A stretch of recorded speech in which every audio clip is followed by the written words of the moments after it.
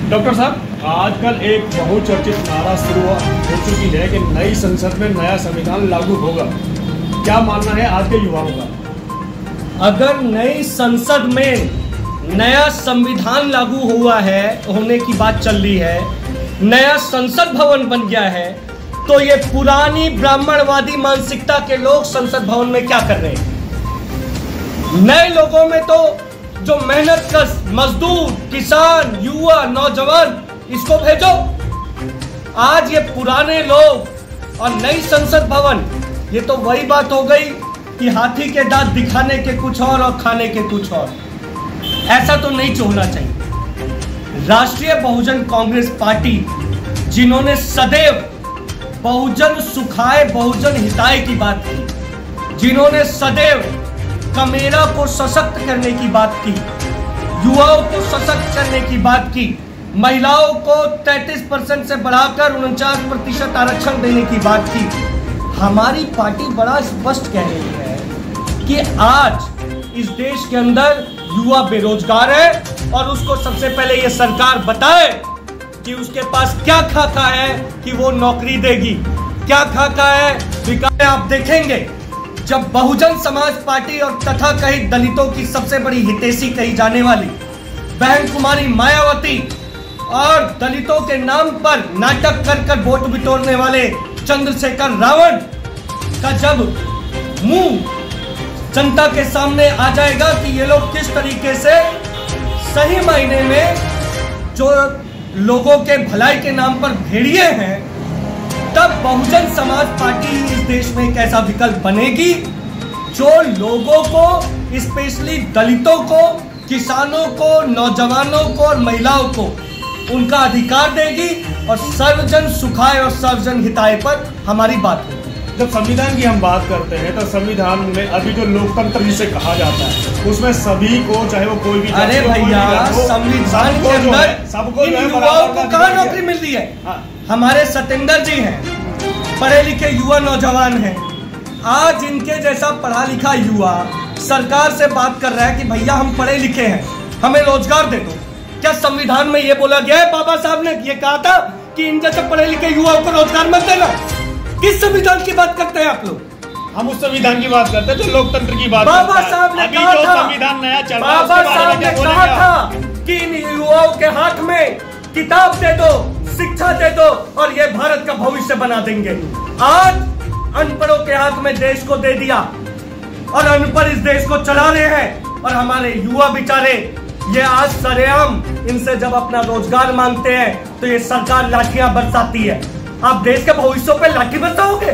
ये किस संविधान ने अधिकार दिया आपको? अभी आपने एक बात कही कि नया संविधान और नई जो संसद है उसका उद्घाटन हुआ, उसके बाद में अभी जिस दिन नए संसद का उद्घाटन, अरे भैया ये बताइए, पहले मेरी बात सुनो। मोदी जी जो 80 साल के हैं, जिनकी सोच ब्राह्मणवादी है, वो संसद में अच्छे लगेंगे या इन जैसा सुंदर आदमी? हम वही पूछना चाह रहे हैं। बताइए, नई संसद जब बन रही है तो जो नई संसद का जब उद्घाटन हुआ उस दिन से तिरंगा नदारद है, इसके बारे में क्या बोलते हैं आप?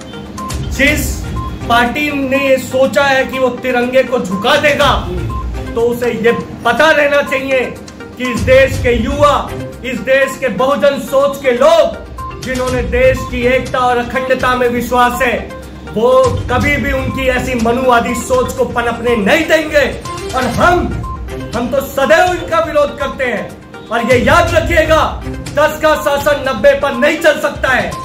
आप समझ लीजिए इस चीज को। जितनी भी विपक्षी पार्टियां हैं, अपने बड़े बड़े नाम लिए, चाहे वो कांग्रेस हो, बीएसपी हो, समाजवादी पार्टी हो, राष्ट्रीय लोक दल हो, कुछ भी हो, तो हम उद्घाटन के बाद में इसके ऊपर कोई भी जवाब देता या बोलता हो या सवाल पूछता नजर नहीं आता। क्यों? इन पार्टी के लोगों को सिर्फ और सिर्फ गरीबों के ऊपर जुल्म बरसा के, चाहे वो कोई भी पार्टी हो, इन सब ने गरीबों पे डंडा बरसवाया, इन सभी ने युवाओं के ऊपर लाठियां बजवाई। आज हम और हमारी पार्टी ये स्पष्ट नीति पर काम कर रहे हैं कि बहुजनों को उनका अधिकार दो। ये ब्राह्मणवादी लोगों का देश नहीं है, ये देश युवाओं का है, ये देश किसानों का है, ये देश दलितों का है, ये देश पिछड़ों का है, ये देश कमेरा लोगों का है। आज का युवा क्या चाहता है? ये आज का युवा तो भैया आप बताइए, आज का युवा क्या चाहता है? जी देखिए, नए संविधान बनाने से कोई लोगों की समस्या तो हल हो नहीं जाएंगी। ठीक है, परेशानियां तो वही हैं देश में हमारे तब जो चलती आई हैं। ना लोगों के पास नौकरी है, युवाओं के पास ना ही इन्होंने कोई शिक्षा की ओर ध्यान दे रहा है, ना ही और भी जो सब समस्याएं क्या नए संविधान बनने से दूर हो जाएंगी। तो इसी तरह क्या कमियां हैं पुराने संविधान में जिसको बदलने की बात कर रही है सरकार? जी सर, वो तो यही लोग समझ सकते हैं। इस हिसाब से चाहते तो ये इसी संविधान को लेके भी कर सकते, सुधार करना था तो कर सकते थे, बट नहीं करना चाहते हैं। नया संविधान आ जाएगा तो कोई वजह लगती है आपको? वजह सर ये तो तानाशाही है सर, एक तरह की तानाशाही समझ लो आप इसको। आज का युवा डॉक्टर राजन साहब तानाशाह समझ रहा है आज की सरकार को, क्या मानना आपका? ये तो खुद कहते हैं कि हम लोग तानाशाह हैं। हमारे देश में हम जैसे युवाओं ने किताबें पढ़ी थी कि हिटलर तानाशाह था। आज पहली बार हम लोग देख रहे हैं हिटलर के रूप को। लेकिन याद रखिएगा, जो हिटलर की चाल चलेगा वो हिटलर की मौत मरेगा। तो ये हिटलर शाही चलाने वाले लोग, उन्हें इतिहास पढ़ लेना चाहिए कि ये देश हिटलर शाही से नहीं चलता। ये देश मेरे बाबा साहब के संविधान से चलता है। ये देश हमारे यहाँ वीर बलिदानियों भगत सिंह के बलिदान से चलता है। ये देश अहिल्याबाई होलकर जी के शिक्षा की नीति से चलता है। ये देश सरदार पटेल के अखंड भारत से चलता है।